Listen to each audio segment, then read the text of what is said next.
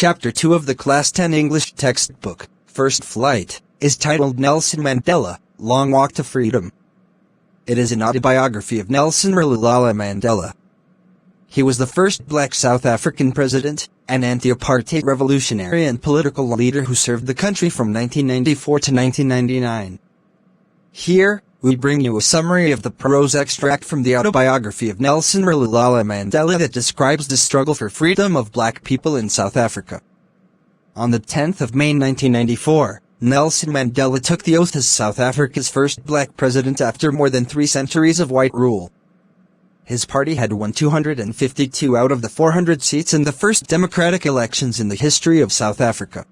Many dignitaries and political figures from several countries attended the inauguration ceremony that took place in the Union Building's amphitheater in Pretoria. In this speech, Mandela addressed all dignitaries respectfully and assured his fellow countrymen that his country would never experience similar suppression by one group over another. While taking his vow as the first black president, he established democracy in the country and said there would be no discrimination against people, irrespective of caste, color, creed or race. He assured that the government would always treat all the people of the country with due respect and equality. The lovely day of inauguration was symbolic for Mandela as the South African people sang 2 national anthems. The Vision of Whites sang Nkosi Sikelel, Africa, and the blacks sang Die Stem, the old anthem of the Republic. All these events reminded Mandela of how black-skinned people were exploited by white people earlier.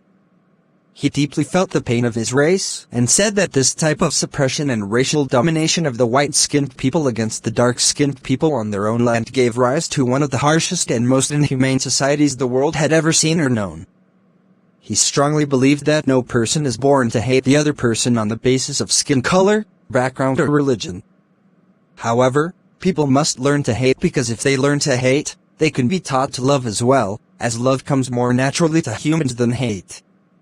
He also mentioned how a person becomes brave, not because he does not feel afraid, but because he knows how to conquer his fear.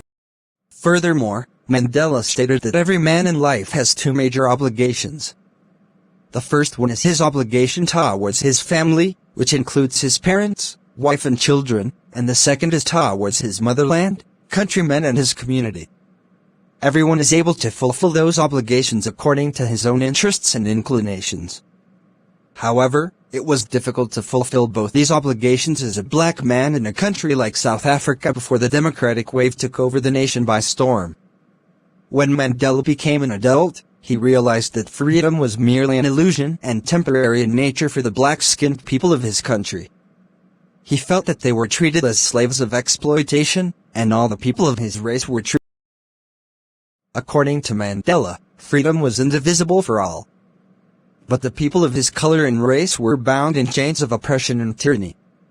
He knew that the oppressor must be liberated just like the oppressed because a person who snatches another's freedom is also a prisoner of similar oppression. Thus, the oppressor is not free to and feels shackled in the chains of oppression himself. This was the whole chapter, which I describe in few minutes. I hope this will help you to understand the chapter. Thank you. Have a nice day.